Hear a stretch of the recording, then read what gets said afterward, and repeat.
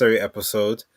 It will be hosted by myself, Base the Kid, and the lovely Abs of October Red. We do have Danny Glover somewhere in transit. I'm sure he is probably watching, but he's taken the kids and the wife to carnival, so no doubt he'll be shucking and diving. I'm sure I'm going to see some videos from somebody. I don't know where, but he's hard to miss. So Danny, enjoy yourself. Perrin and everyone else, congrats. And Maestro, shout out to Maestro. He's been MIA, but he's been MIA for a good reason. He's been working on a grassroots gym down in the Bronx, in New York for the kids, publicly funded, a free gym. He showed us some pictures of it the other day. It's looking really good, but that's why he's kind of been MIA. He's been sort of focusing on that, but he did say he will be back with us in September. So, with that being said, Abs, how are you?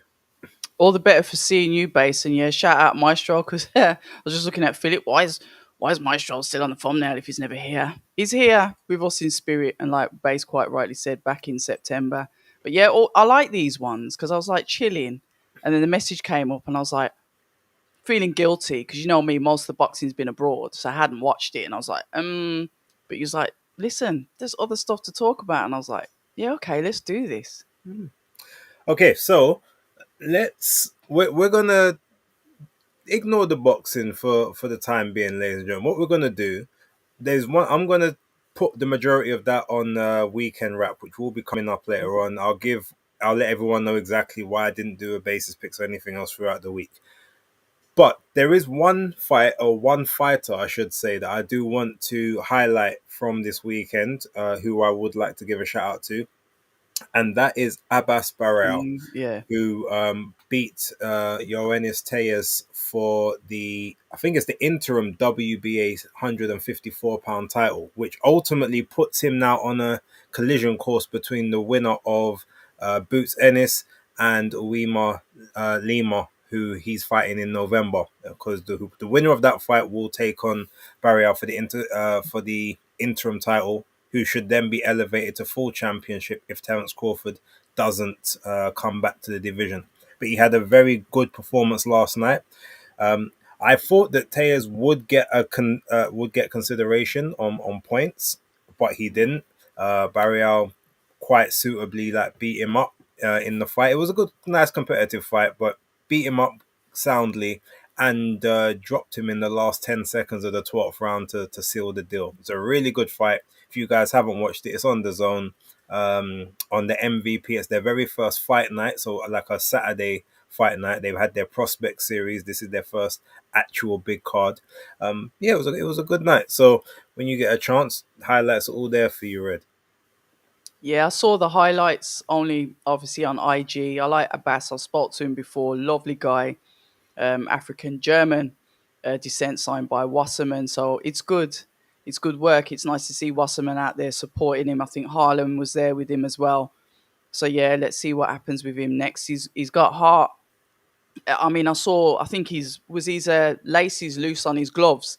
He was still going at it. I think the ref was enjoying it that much. He didn't want to stop It it. was the tape. Yeah. Okay, yeah, because that was flying all over the place. I saw the bruises on his opponent's face, I think, when he was standing up in the corner.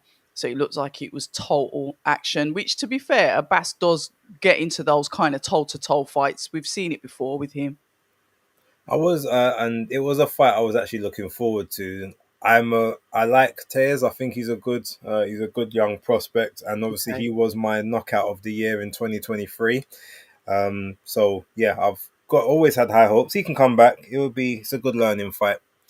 But outside of that, I guess we could say a bit of a congratulations slash commiserations to both Jack Rafferty and Mark Chamberlain for their majority decision draw. I watched the fight, but I fell asleep. I've kind of woke up. Haven't seen the whole thing. I've watched the highlights. So I do need to go back and finish that before weekend wrap. But it was a draw, so 6 rounds apiece. I don't know. Did you watch it? Did you think that was the case? Talk to me. Right. I thought Jack Rafferty was going to win Mhm. because I, too, underestimated Mark Chamberlain. But I believe Jack Rafferty also underestimated Mark Chamberlain, and that came back to bite him on the arse because it was a very good fight. It was toe to toe, a little bit shy to start off with, just getting the range, the usual professional English style that we get from the fighters. Um, but it was a back and forth between the both of them. So I've got to apologise for underestimating Mr. Chamberlain due to his last couple of performances. But I think Jack Rafferty did as well. I think he might look back and a draw's not really satisfying, is it? If you're the loser, then yeah, you can get away with it. But if you know you could have done better and you get a draw, you felt like you did better and you get a draw, I don't think that's a nice pill to swallow. But interesting fight. I haven't watched it in its entirety because I, like you, started watching it, drifted off, come back in, and saw some of the highlights. But it was literally a to and fro fight, even to the point where the commentators, they were split, which was interesting to hear. Mhm. They were actually fair with what they were saying now. They were actually saying what they see rather than what they'd like to see. And that was really refreshing to hear from the comms because usually they're extremely biased. However, maybe it's because they're usually DAZN Matchroom and this time they're DAZN Queensbury. So there's no real horse in the race for them. So that was very noticeable. I think Frampton, I think he was kind of backing Rafferty. But yeah, it was. But to be fair, Frampton's very on the fence as well. He isn't biased at all. But yeah, commiserations, I'd say, for them. And they're probably going to run that back potentially, a run back to really settle the score. I think they should do any draw. The score should be settled. Yeah, no, I think a run back makes sense. Although I disagree with your Frampton isn't biased. I think he's been majorly biased in the past. You reckon? Yeah, he's given rounds to fighters at times, and I'm like How's he that done can it? that can only be because you know them, or because that's the I house don't fighter. know. So I've Okay. seen it I in a always couple find of him fights. non-biased. I actually like listening to Frampton when he's on comms. No, I like listening to him on comms, Mm, but I'm talking like you will. It's not necessarily what he would do on comms, but if they ever ask him to score a fight, he will okay. quite often. The person that's supposed to be the house fighter, they will get Okay. certain cards from him, and you're like, how did you come up with that?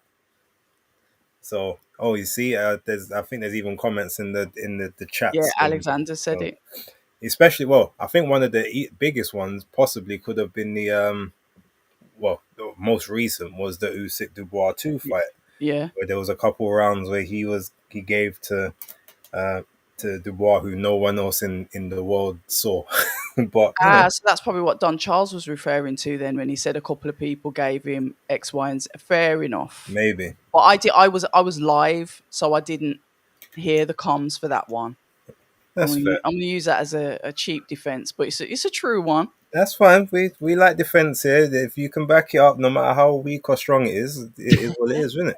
Oh, base. Before we carry on, can I Yeah. shout out a big shout out to Emma Willis? Emma Willis. Obviously, I don't know who you are, but she is really good at breaking down fights, understanding how to score the fights. As she says, she's recovering from the flu. I hope you get better soon. But Emma, seriously, consider setting up your own stuff because you hold a lot of value in the comments that you say, and I like to see. And I'm gonna be naughty again. It's nice to see a female like in this industry, and she knows what she's talking about. She put me to shame. 5 out of 7 days of the week, easy. So Emma, for you, get well soon, but seriously consider doing something like this yourself because you're damn good at it. Yeah, no, shout out to Emma. Um, each and every time I love seeing her in my chat, and she's so raw. Like Yes. there's never any filter. It's just No, yeah, just a sharp tongue, but it's I like very her very style. enjoyable to watch. And she can judge fights properly, which is something I can't do. The thing is, you just choose not to. I'm gonna learn. All Oh, right. Base, did you get that? I need to send it. I should have put it in the group chat. The WBC have put out on, I think it's the 22nd of August, so it's quite recent. Mhm. I got sent it by somebody in the industry where they go over, this new amendment that's supposed to be put in front of American government about the amendment to the Muhammad Ali Act. No, I haven't. I didn't receive All anything. right, I'll send it over to you. Have a look at it, but it's quite interesting because Maurizio or WBC, it's from the WBC. They Yeah. go back into all the history, how the belt started, why they had to legalize boxing in the US, why the Muhammad Ali Act came into place, and it's so detailed. That's as far as I've got because I don't know if they're going to pose some objections to. Basically, they're saying that the Muhammad Ali Act came in so promoters couldn't monopolize the sport. So I think I know where he's going, Mm-hmm. but I haven't got to the end of it again because I think the grave concern of some of these governing bodies, albeit they've got their own dirt, they don't want to see the sport being monopolized. So it's a coincidence that he's wrote a whole document. I will forward it on. I posted it on X and said, have a read. I've got to a certain part, but it is quite lengthy. So yeah, we're in your own time. Okay. Quickly, people, has my camera gone off? Or can you Oh see yeah, me? you paused. All right, hold on a I thought sec. you was that deep in thought with what I was saying. No, Emma, you might just be a fan, but you're knowledgeable, and I hold don't on really a like to sec. see knowledge go to waste. All right, While bear me one moment. yeah, yeah, no worries. I'll have a look in the chat because you know I like to look in the chat anyway. I had Rafferty SD in the prediction league, and I thought I was in with a very good shout at that result. Interesting. Like I said, Emma, more than just a fan in my eyes. Toby's telling Emma, get well soon. Right, Alexander, the Muhammad Ali Act doesn't even exist in the UK. I understand that, Alexander. However, with what's happening and the fact that boxing is more linked now than it was before when it comes to obviously, crossing over, etc., with promoters, with investors spending their money in fighters based across the world, I think it will have some kind of crossover because all of the governing bodies, and please correct me if I'm wrong, they're all based in America, and these are the not based in America. Their core is in America, and these are the belts that we fight for in this country, isn't it? So it might not even exist in the UK. However, there will be some sort of knock-on effect from it. So that's why I think we should know about it as well. I'm sure most of you are fans and you watch the American boxing. You know, it's not just me that falls asleep and doesn't watch it. So I think it's good for us to all know. What I'll probably do at the end of this live is I'll probably post it in the chat. I've seen the thumbnail that Base has put up with. So just to let you know, a summary of the topics that we are going to be talking about as Base comes back in. Yeah, Base, I was just catching up on the Muhammad Ali act, but you're back in. So yeah. Okay, good stuff. Yeah, sorry about that piece. I don't know what happened there. Right. So, that's enough for the actual, I guess, the action over the weekend. There was four good cards on, to be fair. So anyone who has had a chance or needs a chance, do watch. Um, but we're here primarily for, I guess, two major parts of news. So the first thing, let's go to, Jake Paul and Tank Davis getting their fight signed and agreed, which we had all heard about prior.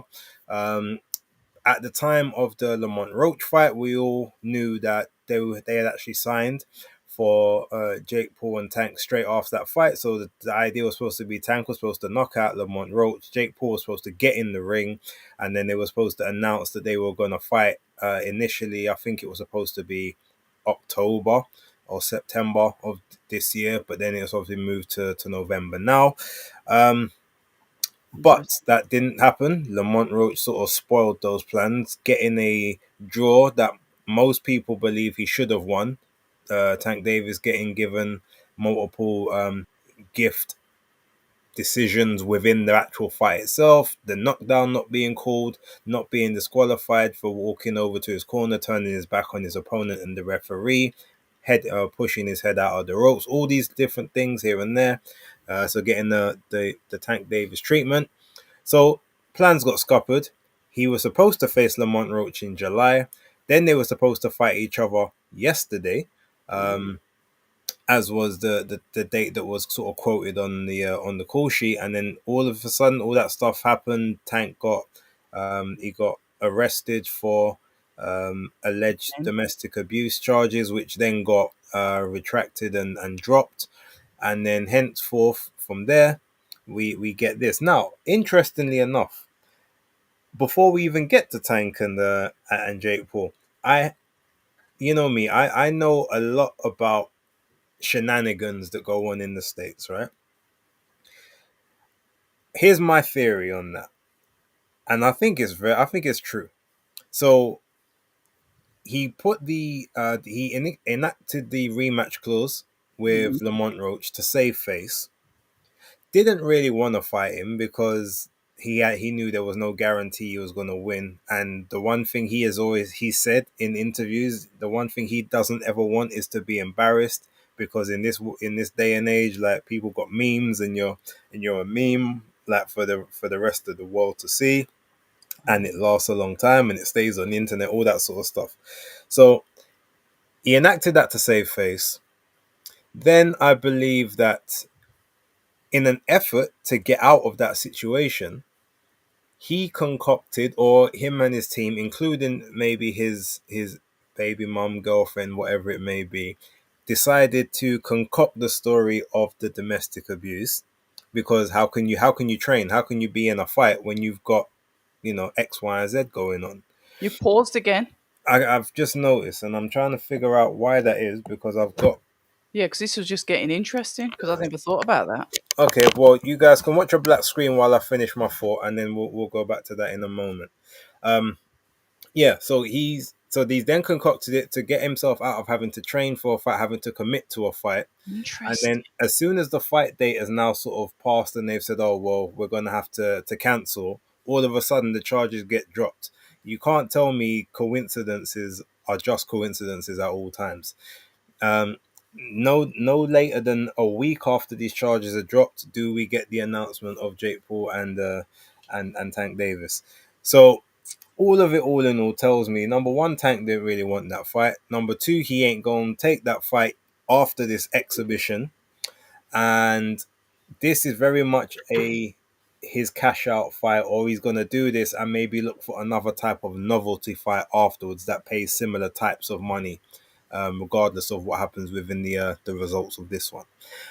Abs, feel free to sort of postulate on my theory while I try and sort out this camera yet again. Now it makes, to be fair, what you've said. Now that you look at the timeline of it, it does make sense.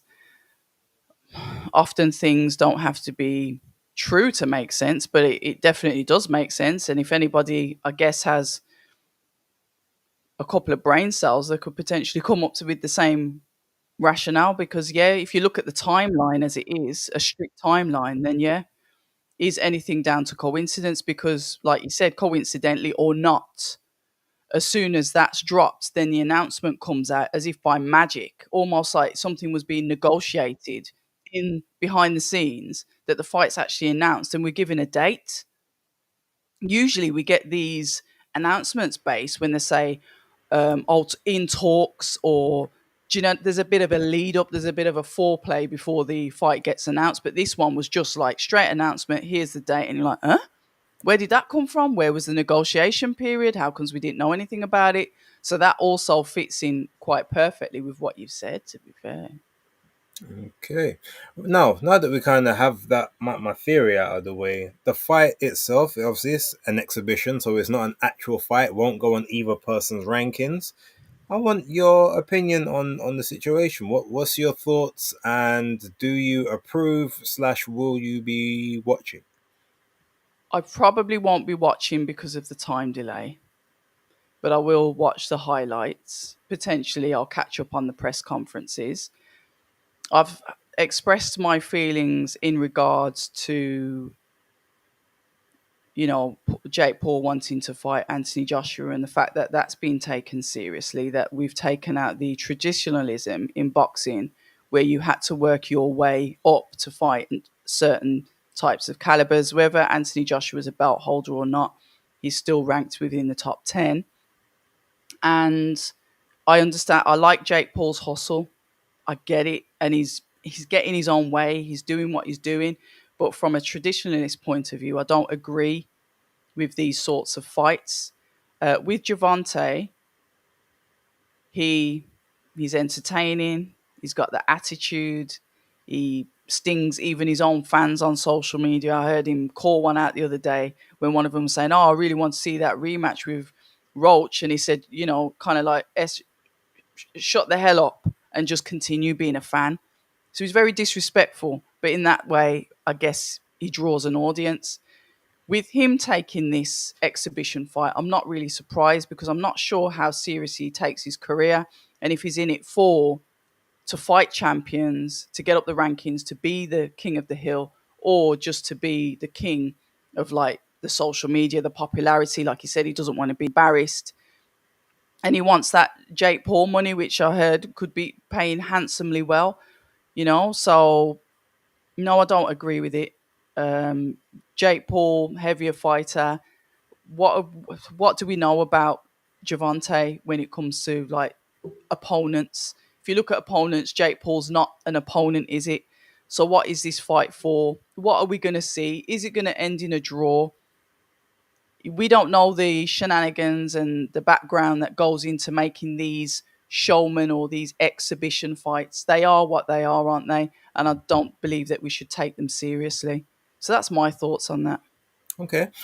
I will. I agree with some of what you said there, definitely.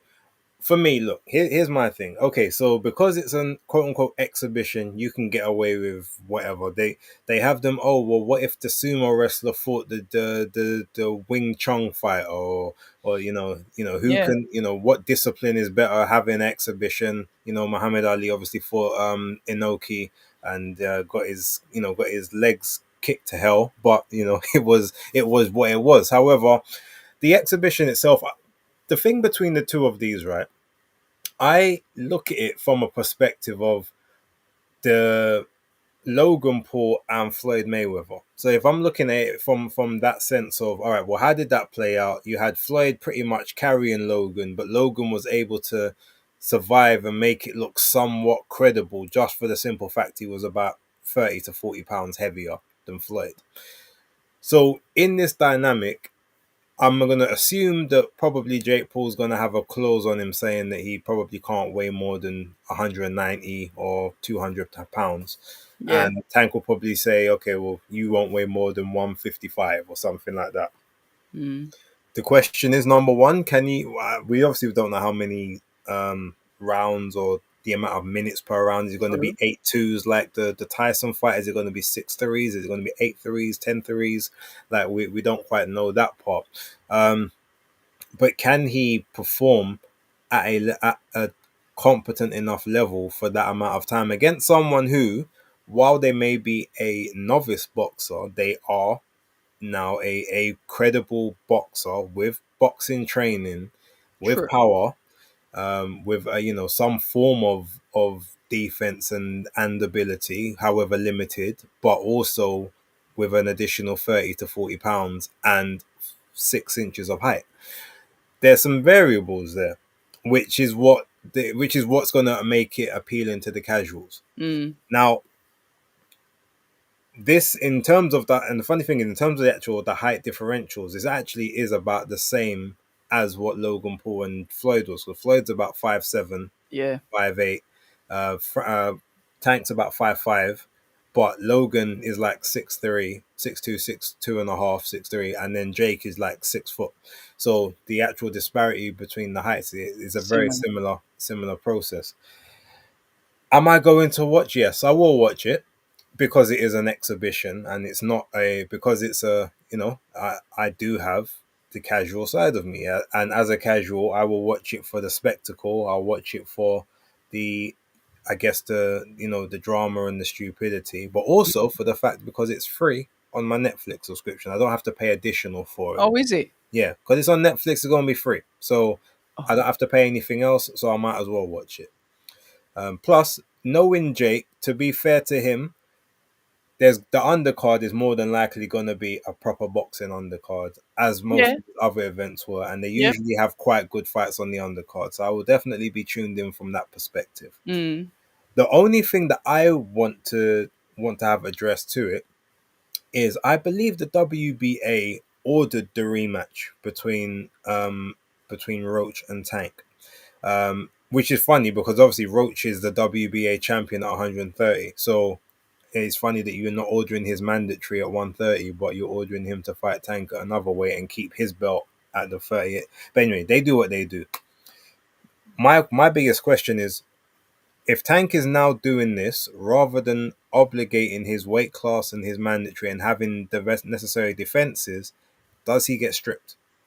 If he gets stripped, I've got absolutely no problem with the exhibition. I'll watch it and I won't even say a bad word about it. But if he gets to keep his belt I think he and do will. it and then be given a further year's grace or whatever they choose to do before having to satisfy a quote unquote mandatory, which I don't think he's ever actually done in any WBA sanctioned bout that he's had from 130 all the way up to 140, whether it's a secondary title or the full title. That to me is where the issue comes, and then the WBA will just potentially bring in they'll have the interim regular title holder or something, and that will be the person that now fights for that instead. That's the one part of it that I'm like, no, no, no. If you're gonna do this, that's Mm, fine, but you can't be holding up the division. The same way I had an issue with Tyson Fury and Francis Ngannou, even though that was an official boxing match, mm-hmm. like with officially sanctioned, even though it shouldn't have been because you've got a 0-0 novice against the heavyweight champion as an actual match. Normally that would never happen. You'd have to at least fight a qualifying bout first True. before you get that. They take obviously special dispensation into the fact that he was, the MMA. heavyweight MMA champion and was, never lost the belt in the ring kind of thing. So, um, yeah. So the WBC are not above doing those shenanigans, but at least they had a sanctioned bout. But now Mm. doing an exhibition while not satisfying your mandatory, having not fought or not likely to fight a WBA sanctioned bout for at least the next year without satisfying the mandatory. That's all I want to know. If you strip him, then I'm good with it. I don't think Do I what you can't want. see them stripping him. You know. But that's where I have the problem. If you're gonna Don't do get if me you're wrong, I gonna do might, but this, I don't know. I can't see it. I hear it. But if you're gonna do this, then you shouldn't be holding up the rest of the division. There's I people. agree. There's you've got people in the WBA. You've got unifications that need to be had. People have been Mm, calling for that haven't been met yet. All right, mm, let that belt go and let someone else have an opportunity to change their life yeah, because you're about to make what 20, 30, 40 million easy. dollars or whatever it is. Like you don't need to be holding that belt hostage right about now because clearly that's not what you care about, being labeled as a champion. That's my thoughts on it.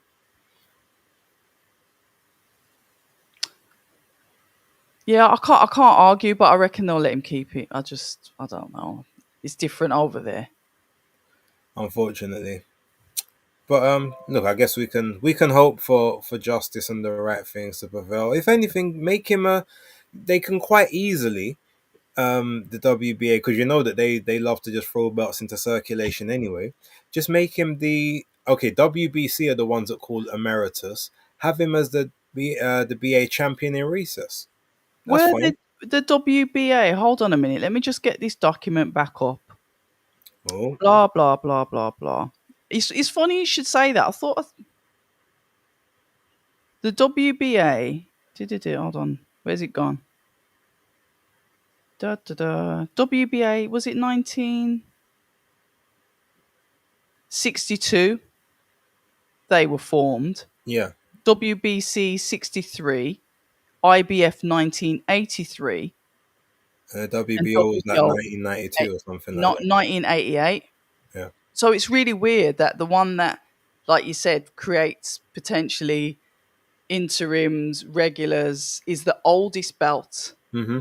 in the book. Yeah.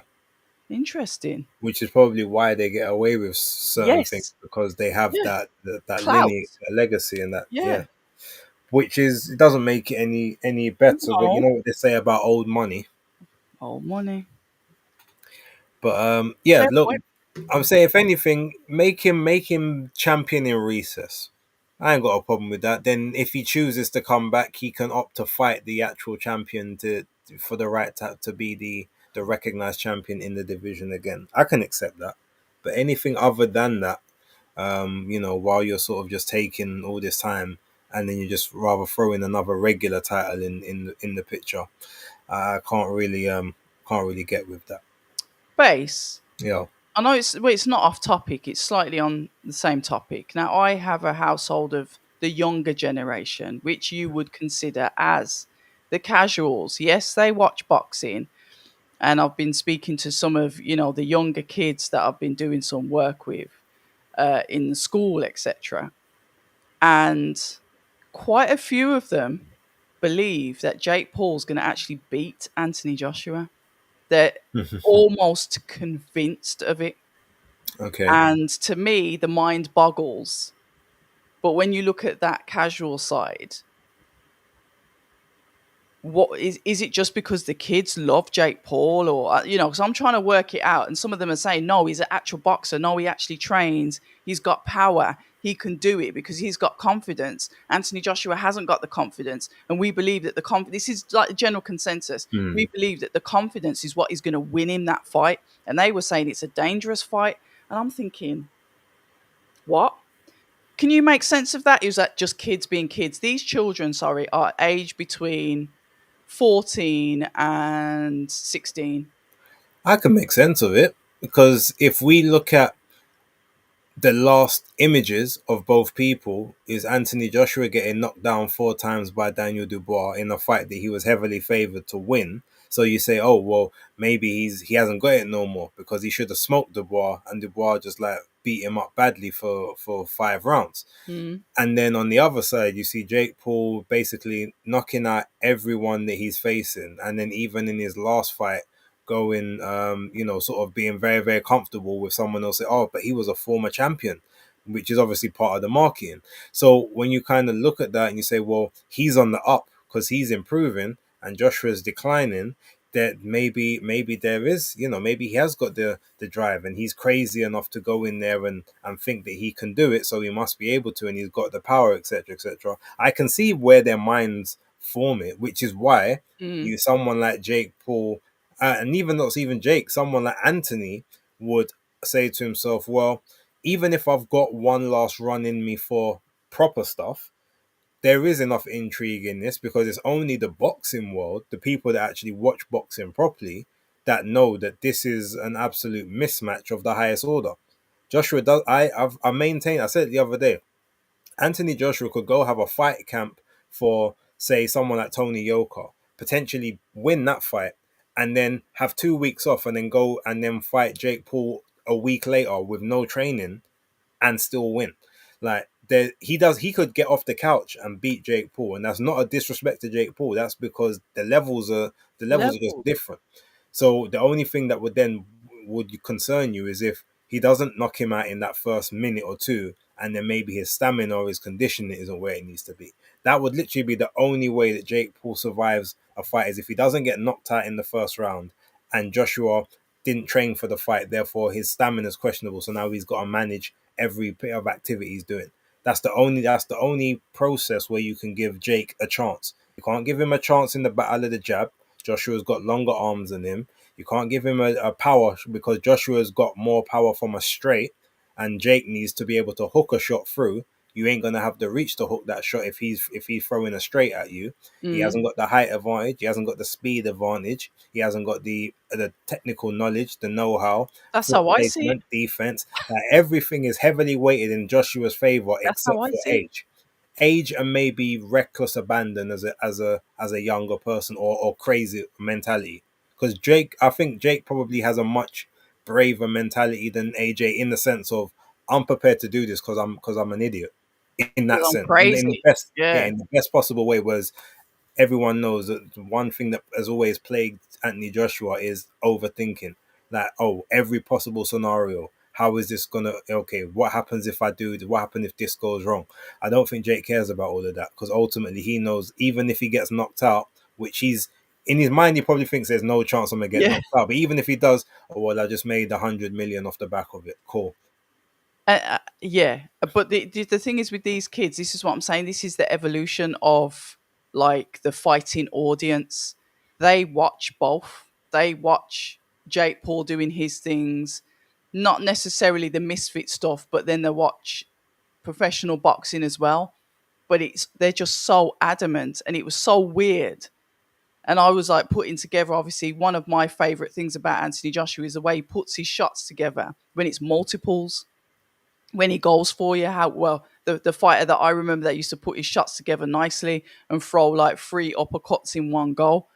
That's what I see, and I just think the skill is just way out there. But this younger generation, they're seeing things totally different to us. But it's an interesting take, and it makes for a really good debate because Jake Paul hasn't fought anybody young, fresh, active. He's been selective with the fighters that he's fought, and albeit AJ might not be as young as he was, he's still dangerous. Yeah. We've seen what some of the fighters have said, that it's almost like health wise, ambulances need to be on standby. This could end horrifically. Safety wise, why is this even being allowed to happen when it comes to obviously Jake Paul getting in the ring? But all of this base, it sells the fight. Mm. Even though there's some of us that are against it, like me, the conversation around the fight itself gets people talking. I mean, we've spent 15 minutes talking about it here, and it hasn't even happened. There's going to potentially be a delay in it happening because he's fighting Tank. So this is a fight that was initially for January. This is a 2026 fight, not necessarily January, but for 2026. Mm-hmm. So everyone that was saying, "Oh, he's ducking AJ," no, he isn't, because that fight was never going to be this year anyway. So Yeah. calm down with that. But yeah, Yeah, it's, yeah, it's but you evolution. can blame Eddie Hearn for people thinking that that fight was imminent because No, Jake he and said it Jake. was next year. No. He there was times where he was saying, "Look, it could possibly be the end of this year, or maybe it's like January, February." But I thought it Nikisa was. and Jake Yeah, ages ago said that we're looking. We definitely want to do this fight, and we want to do it sort of towards the back end of 2026. They said that time ago. So when okay. Eddie's talking about the end of this year, start of next year, or maybe AJ won't take another fight in between if Yeah. it's going to be early, that's him putting all of that out there. Maybe they then told him something a little different, but I saw all the interviews and I'm pretty sure you saw them as well. Not you, I mean talking So about Eddie. yeah, the Yeah. viewers. I haven't seen And the then Nikisa one, but yeah, I've yeah, seen the Eddie ones. so then I'm just thinking, Eddie, that was maybe Eddie just being a bit over, and even though to then say, oh well, we knew about the Tank fight, we just didn't expect it to get announced then. So it's also just like, okay, so then tell us now, actually, what are you doing with AJ? That's that's the main thing that we're. Is he gonna fight? Is he not? Is he checked out, or is he What? in sort of just wants this last little thing, and then he's moving on? Is he gonna start promoting other boxers over himself? Like, what is he doing? Just Football. There's all sorts going on, isn't there? Football's coming to it now, where they're developing a football agency. That's going to take up a lot of time, even mm, though 258 do the football side of it as well. But now Eddie Hearn's getting involved, and they're looking at a new business venture. So these are valid questions, Base. As AJ checked out, and that's the most valid question that anybody has asked in a long time. Because to be honest, I don't know what the hell's going on with him.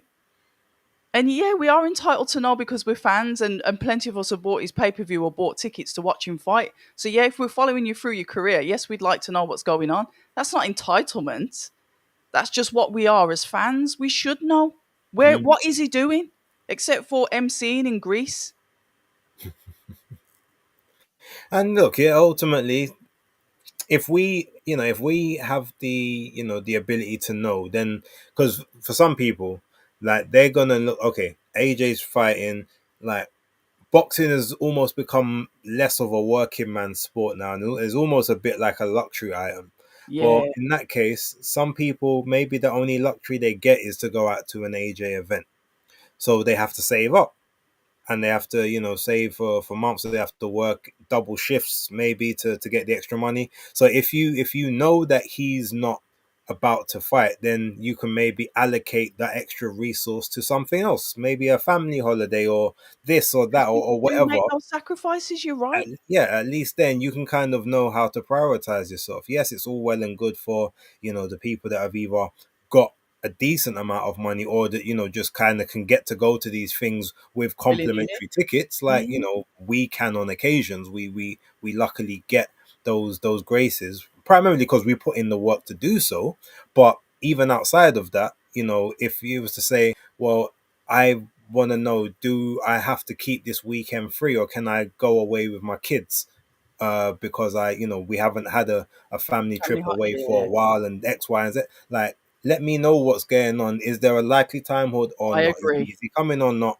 And then I can decide, all right, well, who else do I now want to say, okay, if someone else is gonna, if I'm gonna hitch my wagon to another truck, who's it gonna be? Yeah, And for real. then I can factor in how I'm gonna make the money that way, or how I'm gonna make the money stretch. So yeah, I agree. We should know, but ultimately, the good thing is, now that we know that that the Jake Paul situation is definitely, no, I'm not saying over, but it's paused, it's parked. Now tell us what's the actual situation. What's going on? Are we getting a fight this year? Are we not? And then from there we can make it make sense to the rest of the people. There you go. Yeah, but yeah, And with that, so one, it's a bit of a look. We spoke about it last week, but now that there's been more come out with regards to, I guess, Boxer BBC, still don't understand if exactly the deal, but having seen a couple of Frank Smith interviews, they're definitely adamant that that their deal is for 4 shows a year on the BBC, which is not great. I'm gonna be real. I still think that's going to be aside from any additions they have with potential Riyadh or Ring cards and stuff like that. But we've now seen that Vidal Riley has declared himself a free agent, which is quite funny because based on this picture, which we put up on the actual thumbnail, this was his initial signing to Boxer, where he signed it said a long promotional multi-fight deal. And as you can see, I've put the line through the Boxer there to, to announce that he's no longer with them. But the question now has to be, how has he just all of a sudden become a free agent? Is it because they had an actual date of when, okay, well, if you don't get a fight by this date, or if we don't give you a new contract by this date, then it's over? Did he finish his fights and was waiting to see what he's going to do next to decide if he was going to re-up? Or were they in breach of his initial contract with this whole potential my fights must be shown on Sky Sports? I'm gonna let you pick the bones of this one, because I know you're a bit more in the know about these things than I am. not necessarily in the know, but I think over the past 5 years, I've got into going to fights, going to shows, meeting people, and I study the promoters and how they work because that's what's interesting to me. Don't know why. That's just my favorite part of it, alongside speaking to the fighters.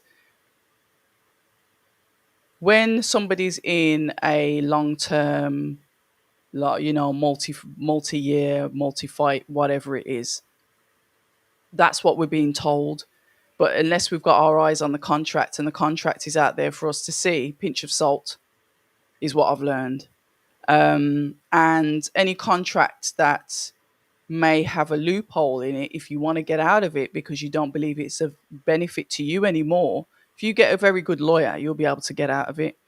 Now, I don't know the ins and outs with Vidal. I've reached out to him because I want to speak to him because I was like, yo, what's going on? But this was before he was announced that he was a free agent.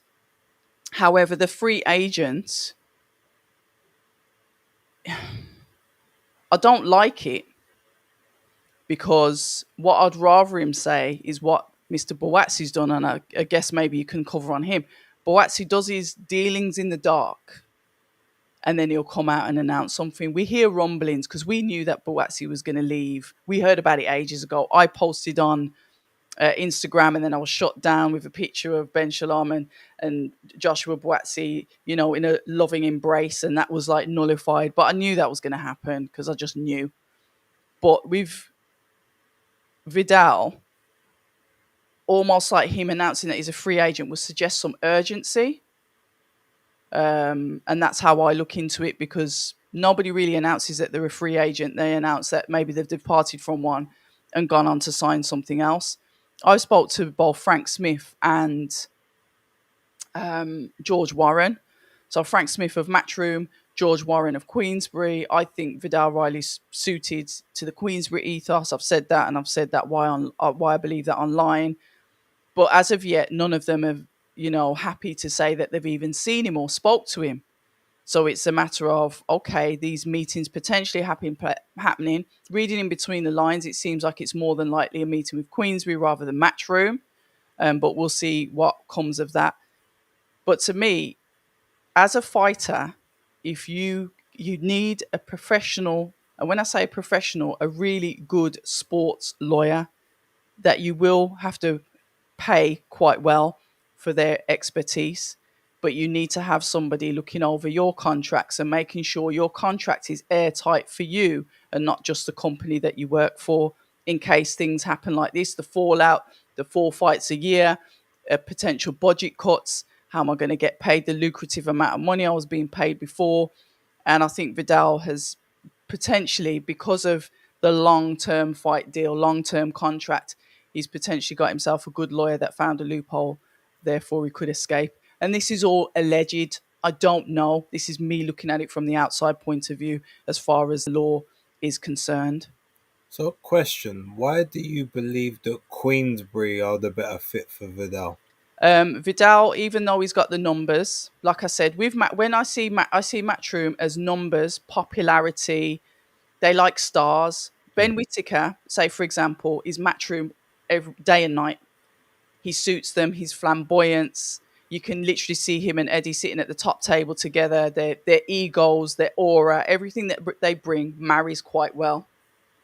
Now I'm looking at Vidal Riley. Yes, he does the numbers. He's got that. I have no doubt about that. But he has this traditionalist approach, whether it's from attaining the belts that he wants or his style of boxing.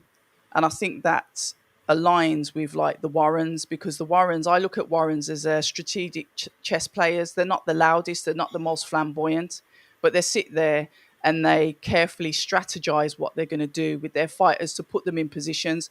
Prime example, Lawrence Okoli, left boxer. As soon as he signed with Queensbury, he's already number 5, ranked number 5 in, was it the WBC? Correct me if I'm wrong, or the WBA, I can't remember.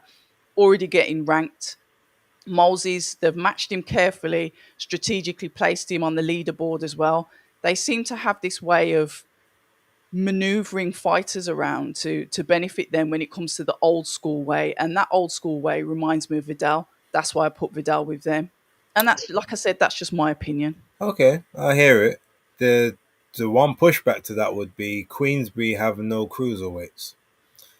So for Vidal to Yeah. go over there, who are they going to get to fight? Alloys and potentially with DAZN, I mean, they, okay, they've got Ellis and they've got Alloys, but yeah, they've yeah. they've got those two, but they've got no tracked into the cruiserweight titles But unless it's a mandatory position. correct, which is what they're good at putting their fighters into, which is what they do.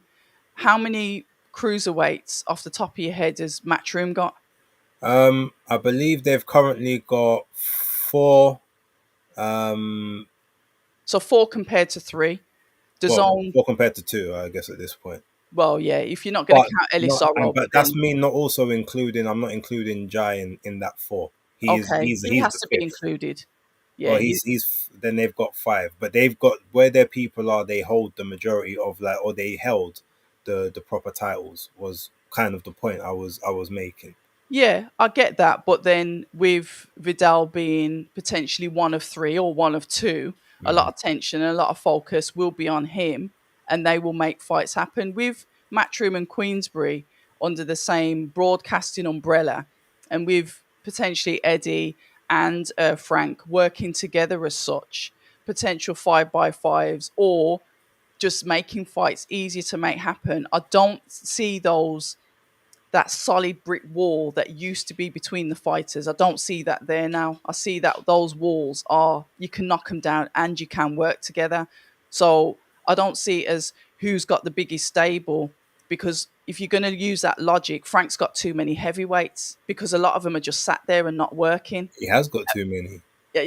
and so with the fact that he's got alloys, you're looking at his, rising star, then potentially if Vidal goes to them, I think it's a better position for them to be in. That's just the way I see it. Because No, too many, okay, just it clogs it up. You've got Parker walking around doing diss tracks in loving songs. You've got Ajit Kabayel scratching his head, don't know, what's going on. And there's just so many there, and it's like, well, what can you do with all of them? Sometimes less is best. okay. And remember earlier on, I said if we've got a reason, whether it's strong or weak, it's valid, and that was very strong.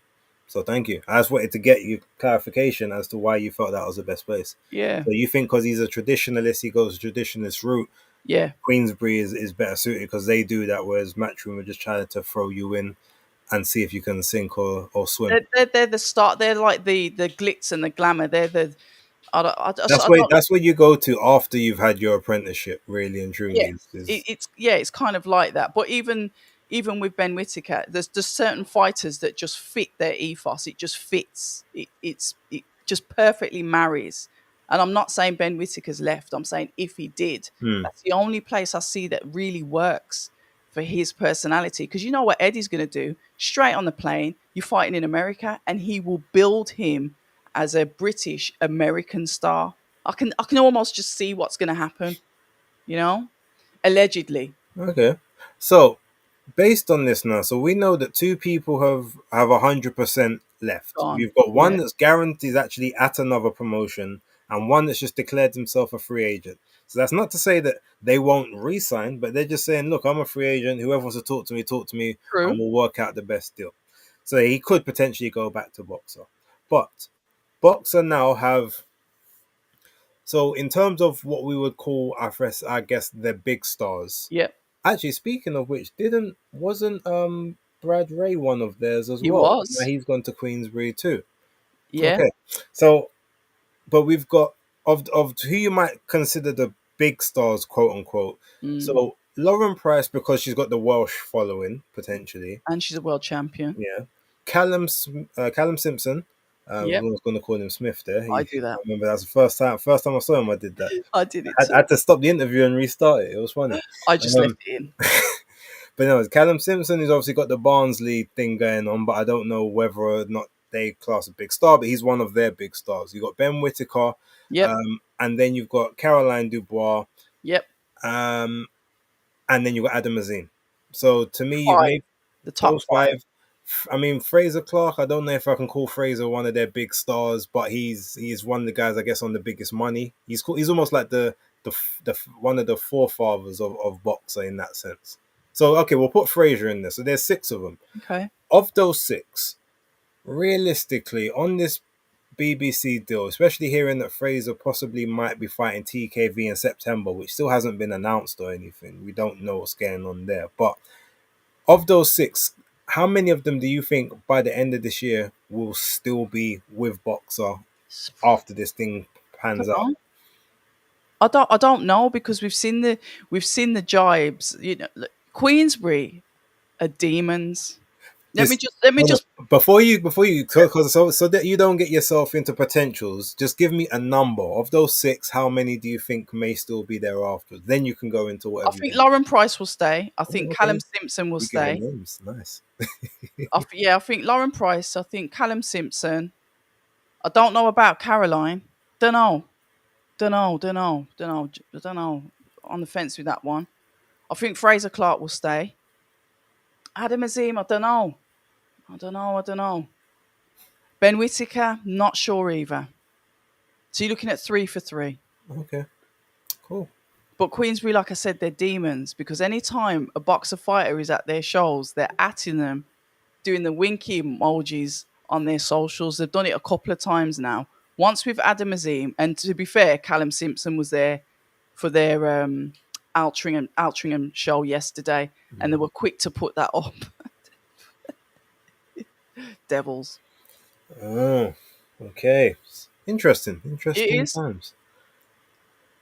All right. So before we close out, I feel like we've kind of suitably gone through a lot of this. Look, with Vidal, I think he's look if he's a free agent, Mm, I think he'll make the best decision for himself. You will. Funnily enough, I don't actually think. Look, if it's four, right, here's my thing about the quote unquote the 4 dates a year, right? Yeah. It's not a lot, but Boxer as a whole doesn't have a huge stable. You've True. got the smaller, you've got the girls like Fran Hennessy. I think she'll stay because BBC for her might actually be a very positive platform, Sounds especially with the boring. whole Yeah. things like Dancing with the Stars. I think she might actually like that because she does the little dancing to the ring and stuff like that. Mm-hmm. So I can see things like that where you maybe build yourself into something later on down the line, like 19, 20 years old. So you little public sweetheart, darling, True. and sort of She's got trajectory like that. that. So I can see her definitely benefiting from a BBC platform. But if their stable isn't that big, right? There is a possibility, a potential where I actually said this the other day. I'm not sure if I did it on one of my streams, but if they got 4 shows, Yeah. it is possible to get their fighters out 3 to 4 times a year. Like the way you have to obviously work the shows. Okay, maybe you go on this one, then you go on the The third one one and the after. fourth, Yeah. or you go on the first, the second, and the fourth, or the first and the fourth, the second and the third, something like that. Mm. But because their stable isn't huge, there is a potential whereby you can have those 4 fight cards a year Mm. work for you. You get your guys out active, get them out 2 or 3 times a year, guarantee them Yeah. obviously those fights and those paydays, and then the public on BBC gets to see those particular fighters. Like True. that's who they see regularly. True. So they're not seeing this person, and also they don't see them again for like 8 9 months, and then oh they're back. There Oh you where have go. you been? Like you see them every time you have a fight card, they're on that fight card, Less is and that best, way babe. possibly you get this the public sees them 4 times a year, so they stay in the public mind. You increase Correct. the level of difficulty in the It's fights, or not all the bad. profile of the fights, and then possibly you can manage it that way. But that only then works if you've got fighters that want to be that active, because some fighters don't want to. It's quite Shame clear that. some fighters only want to fight twice a year It's a or shame once. that is. Whereas if I ain't gonna lie, if I was a fighter, I'd be wanting to fight like 5 times. That would be me. I'd say like I want 3 big fights, but I want 2 tune-ups in between just to Mm-hmm. extra money, if for nothing else. Mm-hmm. So if it is for 4 fight cards, that's the way I see it working. Provide if they actually want to keep like the big names on the roster. But if they've got too many big names, then it won't work because obviously you've got to pay all the big names, which you won't have on any individual show budget. But if you've got maybe 1 or 2, I don't see how it's not feasible to get those 1 or 2 out in each card, or like I said, 2 out of the 4, 3 out of the 4, or even 4 out of the 4, and keep that consistent base in the British public's mind on the biggest terrestrial channel that we have in the country, even though it is obviously backed by TV license. But that's the way I kind of see it. I don't know if you want Yeah, to sort no, of give I a think thing I about think you're that. spot on. And I going back to what I said about the cruiserweights going to with about Vidal going to Queensbury. Sometimes less is best because you can focus on that person, those people. I think the key with the budgets, like you said, it's about paying the fighters. They've got to be really strategic and forward think and business plan in potential getting like sponsors on board. And I'm not just talking about the fighters individually. I'm talking about Ben Shalom and Boxer in line with something core relationships that are with the BBC, something that aligns with that, so they can have that influx of money that will really help, you know, pad out that budget. So they can have, a couple of those name fighters as they build them. Because one of the things that Ben said during his 15-minute talk sport, their interview, was the fact that they want to build the star. They can build the stars, and I agree with him. They can, but let's hopefully Boxer get. I think they've got that prize guy. I'm not sure about Betfred or whatever it is, but that Boxer getting some big sponsors, and I think being on the BBC will definitely help them with that.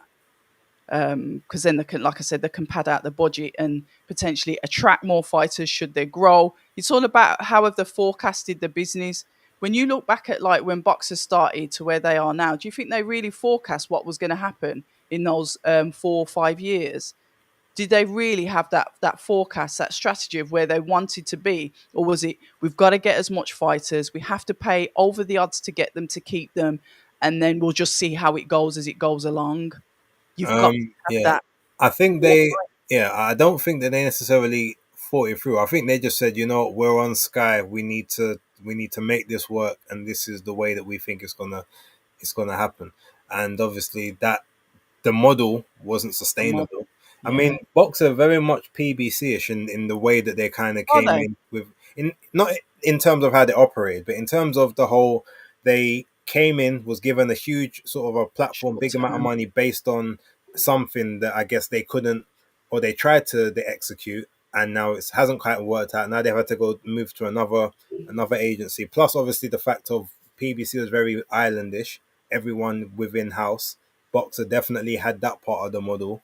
Whether they accept that they did or not initially, like they were very much, we're not, no one's fighting outside of the off the Boxer Island, Yeah. which was something that messed them up initially because obviously they were scared of, oh, if one of our top talents gets beat off brand especially, then that's a big problem. Rather than taking the gamble, because Taking maybe the risk. if they had done that, that possibly could have held them in better stead with Sky and everything moving forward. But again, that's hearsay. I guess we have to wait and see Yeah. where it goes. But it's a good. What I want to make a quick comment to what Alex Bellotti said, and I think this is true. Um, Talking about the Queens, we were just talking about the heavyweights, right?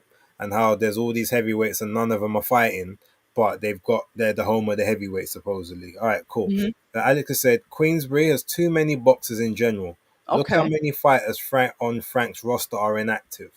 And he said, you sign to Frank and get lost in the shuffle. Even with the Box Nation cards, it's not enough. Ramtin Monsar signed to Queensbury, Olympic rival to Taylor Bevan, who signed to Matchroom. Ramtin fought once. Taylor Bevans fought 4 times. Both signed around the same time. They just signed everyone for the sake of it. I mean, when you look at things like that, and then you look at things like, I mean, like Zhang? We haven't seen Zhang since the Caballero fight. We haven't seen Caballero since the Zhang fight. You know, we had Fabio Wardley had one fight, then Yeah. all of a sudden he had to wait a whole bunch of time because he wanted the Ipswich fight. But could he have had another fight in between? We don't know. Now he's on another extended break. We don't know when he possibly will be back out again. Obviously, we've had David just go out recently. Hergovich has been a bit more active. Derek is doing whatever Derek does, so can't really necessarily talk to him too tough. But Dillian as well. Obviously, he got a name, so it's a bit easier to kind of get him out there. The only person that really seems to be like really active is Moses, and Moses. Yeah. maybe Daniel. You could say maybe Daniel was Yeah. as well to a degree. Although, actually, no, you can't because the Park fight didn't happen. And quite frankly, I reckon by that fight not happening, that probably reduced the cost of that card quite significantly. So I can imagine maybe strategically it was necessary for him not to be on that card also. But again, you've got Nelson. They've got Nelson Heiser, True. Vladislav Sorenko, who obviously got beat by Solomon Dakis the other Yeah. day. He had been signed to them for like two and For a a half while. years, Yeah. and that was the first fight he had on the card. So you know what I mean? It's like there's just a lot of these guys that are there. Okole's obviously he just had his fight come through. Um, but yeah, there's just a lot of them. It's like I think and the problem is because heavyweights primarily are obviously the most expensive boxers. It's not cost effective to have too many of them on a On one card card. unless it's a huge massive card, and then even then it still might be counterproductive because then they might want more money because, oh well, we know this is a huge massive card, and unless it's sponsored by a ring or it's a Riyadh season, Frank ain't about to lose. I mean, look, he might be used to kind of losing money on cards and fights from a tactical point of view. He's Mm. not going to try and he's going to be putting himself in the red just unnecessarily. So that's why all these people are fighting sporadically. It's like when the PBC they used to give big money to their guys, but Mm. they would only fight once a year because that was the only amount of budget they had for that one person because they couldn't get them a second fight for the same money. And that is one of the problems I think that maybe Queensbury might be falling into by having too many top heavy of the top heavy stars. Hence why a lot of their smaller guys are the heavyweights you're actually seeing on the cards regularly. It's like, the Davids and the Solomons, and these men that ain't really making super amounts of money. I'm not saying they ain't making decent, but they're not on the top money. They're out every couple of months, and that's why. Well, fair play to Alex and a fair point made. Well, if you look at it, like I said, I don't know what the budgets are. I don't know how much they're paid. But say, for example, when you do look at your fighters and you think, okay, maybe we could do a heavyweight card. You mentioned that boxers potentially having 4 shows a year. Maybe they could do a heavyweight special 4 times a year and then just mix up because they've got loads of shows, whether it's with Queensbury or it's with Box Nation, that they do traditionally they're putting out the shows on the weekends. So we're always watching boxing. I think if you just strategize and potentially put, like I said, have a heavyweight card 4 times a year, budget permitting, and then filter in the other fighters in and between those. I don't know how many fights traditionally Queensbury put out every year. Is it? We're I talking don't. about cards. Yeah. It's normally about 16 to 18, I think. Okay, so four of those being heavyweights only. You know, then they can start to. I've always said this. He's got all of those heavyweights. He can start weeding them out. You can start putting them in with each other and literally think, okay, who's worth keeping and who isn't. The cold hard facts. Quite sad, isn't it? But I think that's the way it should be. And then he can get rid of the ones he doesn't want. So then the fighters that he has got, he's got, the majority of the quality. I think him purchasing all the stock makes it easier for him to make the fights, albeit that's not necessarily out in fruition now. But I think if he did that, he could then eliminate not necessarily the bad fruit, but the ones that don't necessarily, they're not going to go anywhere, you know. Yeah. So So yeah, I think you see why I just Star Fox, he's just said he just wants us to put the. He said, "Can we restart the podcast? You've got to yeah, get your notifications on, Star Fox. That's not our issue. That's yours. That's a yeah, you problem, Star Fox." indeed, indeed. And Well, Jamie, look, I mean, I'm not going to it's get a birthday card from Ben. Do you know we share? We're both October. He's the first, and I'm the fifth. okay. Well, Interesting. but you two are nothing alike, so just saying. Okay, well, with that being said, let's leave it on that very awkward note. It's been a great conversation. Yeah. We've had some, we've agreed on a lot. We've disagreed on Mm. some stuff, which is always good, always beneficial, because we don't just want to be having a love fest for an hour. That's boring. Some conjecture is good. Save that for Valentine's. Yeah, once a year is fine. We can handle once a year. But with that being said, look, ladies and gentlemen, thank you very much, everyone who has tuned in. Please don't forget to like and subscribe on all of our platforms that you are frequented. Fight Fan TV Live, Danny Glover, as I said, he is at Carnival with the kids and the wife, so that's why he's not here. Maestro is sorting out community funded gym in the Bronx at the moment, which is looking in great condition, Yeah. and that's why he's been absent as of late. But you can always trust me to, when we have a show. I think I'm the only. I must have like about a You're 98% consistent. attendance point a Yeah, record you're at the the point. consistent one. The one time when I wasn't here because I had no reception on holiday. That was Oh it, yeah, I I remember that. think.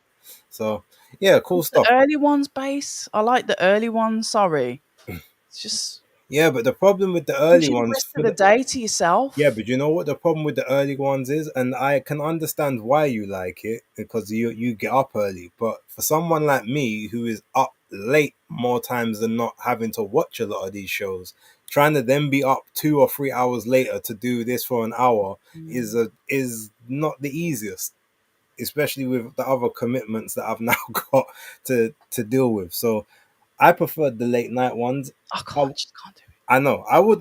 The thing is, I'll do the early ones, as long as I don't have to do other things. Oh, But we can look. We can figure it out. we figure it out. Yeah, next That's what we month. I do. think when everyone is back, we can sort of set a definitive time, Mm. and then just try and make it work from there. But yeah, look, we'll make that work. I sometimes maybe we'll have to sacrifice the late night boxing shows, And which we'll have to meet in the middle base because I'm yeah, back at school. like next week. So it's like I like to get the only it's because it's just routine, isn't it? Because I like to the day not to be interrupted. I do everything in the morning. I train in the morning. Everything's in the morning, and then I've Mm. got the whole day to just do what I like. It's just me. I've been like this for like 20 odd years. Okay. Well, we'll work it out behind the scenes. We'll do it. We'll But yeah, definitely do it. make sure you subscribe to Fight Fan TV Live. Make sure you subscribe to October Red Media, Base the Kid, the Hardcore Casual. Make sure you subscribe to my show. I promise he will be back on the show. He will. If you're not following us on the old Twitexes, those as well. Mm. Again, I think it's October Red Media. Is it on Twitter or is it October Red UK. I think it's on October Red yeah, UK? whatever. Yeah. Summit. Maestro A on for him, base the kid. My one is B underscore A underscore S underscore E, and then Danny Glover FFTV on TwitX as well. If you guys are watching from the TwitX, please just jump over to one of the YouTube channels and give it a little like and a comment and a view. If you want, do it on all of them. That would really help out. Appreciate you all. But with that being said, thank you very much for tuning in. We will be back. Not sure if we're back next week, but we'll definitely be back the week. Actually, no, next week we might be back next week because we want to do the little bit of the lead up for Canelo Crawford. But we'll definitely be back the week after, and then the week after that. So September should be Busy. busy and booked Yeah. for us. So yeah, with that being said, thank you all for watching. Space out. Take care.